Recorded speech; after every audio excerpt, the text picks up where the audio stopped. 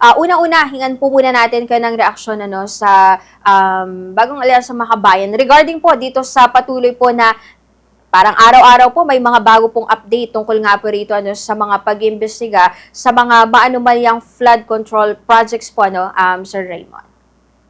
Talagang nakakagalit po araw-araw mga balita na lumalabas tungkol sa korupsyon. Akala natin tapos na ang problema ng korupsyon dahil nakakulong na si Napoles. Mm-mm. Inabolish na ang pork barrel. Pero malinaw po na nandyan pa rin ang pork barrel, mas malaki, mas masahol, at umabot na sa 1 trillion pesos itong mga pondo na sangkot sa maanumalyang transaksyon. Ang Mm-mm. nakakagalit po dito, halos lahat ng ahensya ay sangkot.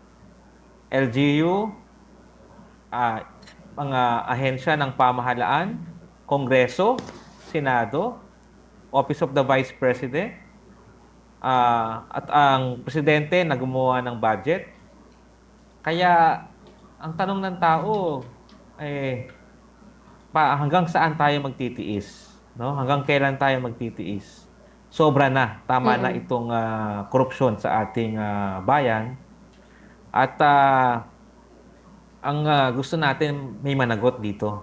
Hindi lang simpleng expose pangalanan, eh dapat may maparusahan po. Kasi hindi ito pagnanakaw lang na sa pera ng bayan na walang consequences eh.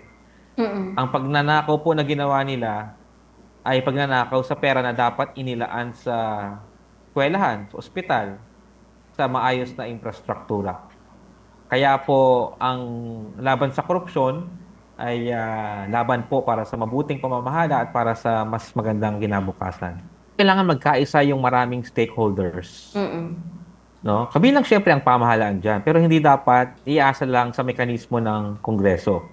Maaring sabihin ng iba, what about yung COA? Eh hindi ba in the first place, itong mga proyekto na ito ay naimbestigahan na ng COA noon? Mm-mm.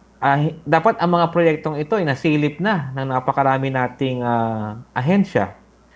Pero wala, hindi nila nakita o hindi talaga pinansin.